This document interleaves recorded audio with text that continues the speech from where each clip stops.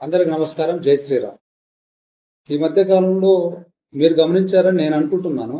ఎందుకంటే భారత ప్రధానమంత్రి నరేంద్ర మోడీ గారు ఏం మాట్లాడినా కూడా దానికి వ్యతిరేకంగా మాట్లాడడం కోసం ఒక టీం తయారైపోయింది. సీజేపీ అనే పేరుతోన ఒక స్వయం ప్రకటిత మేధావులు, కాంగ్రెస్ పార్టీకి సంబంధించినటువంటి అత్యధిక నాయకులు, కమ్యూనిస్ట్ పార్టీలకు సంబంధించినటువంటి అత్యధిక నాయకులు, సినిమా ఇండస్ట్రీలోన ఉన్నటువంటి ఒక పెద్ద బొద్దింక ప్రకాష్ రాజ్. మన స్వాతంత్ర దినోత్సవం సందర్భంగా భారత ప్రధానమంత్రి నరేంద్ర మోడీ గారు అడవుల్లో ఉన్నటువంటి నక్సలిజం అంతరించిపోయింది, వారంతా జనజీవన స్రవంతిలోకి రావడం జరిగింది. జనజీవన స్రవంతిలో ఉన్నటువంటి కొంతమంది నక్సల్ స్వభావం కలిగినటువంటి వ్యక్తులతోనంతా ఇప్పుడు వచ్చిన ఇబ్బంది అంతా వారితోనని చెప్పేసి దిమాంగి నక్సల్స్ అని చెప్పేసి వారు మాట్లాడడం జరిగింది. ఆయన అట్లా మాట్లాడినాడు లేడో కానీ ఇప్పుడు నేను ఇందాక చెప్పాను కదా, వాళ్ళంతా సోషల్ మీడియాలో లైవ్లు పెట్టేయడం, ప్రెస్ మీట్లు పెట్టడం. ఎట్ట మాట్లాడతాడు అతను నరేంద్ర మోడీ? అట్లా మాట్లాడకూడదు కదా, మమ్మల్ని అంతా దిమాంగి నక్సల్స్ అంటున్నారు అని చెప్పేసి ఒకటే ఏడుపు.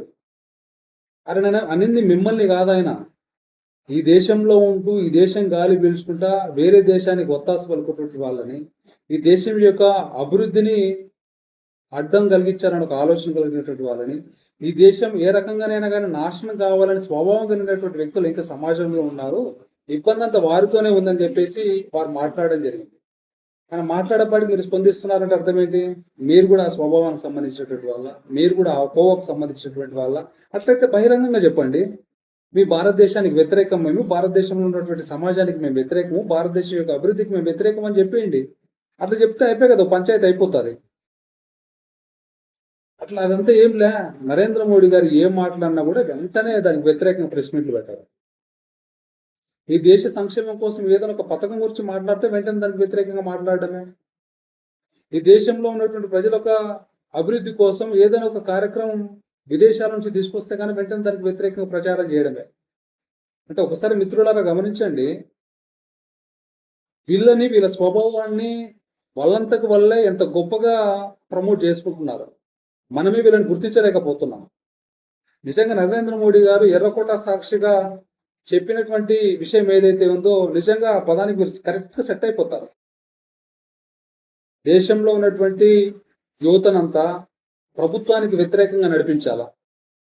రాబోయే సార్వత్రిక ఎన్నికల్లో ఏవైతే ఉన్నాయో ఆ ఎన్నికల్లోన భారతీయ జనతా పార్టీకి వ్యతిరేకంగా వీళ్ళంతా నడిపించి రాబోయే కాలంలోనే బీజేపీ పార్టీ ప్రభుత్వం దేశంలో రాకుండా చేయాలని ఒక ప్రధానమైనటువంటి ఆలోచనతోనే ఈ ప్రయత్నాలన్నీ.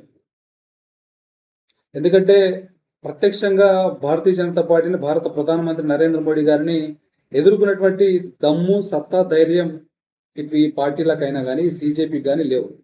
ఎటనన్నా కానీ ఒక ప్రాపగండా క్రియేట్ చేయాలి, అవాస్తవాలను ప్రజలకు చేరవేయాలని ఒక ఆలోచనతో చేస్తున్నటువంటి ప్రయత్నమే.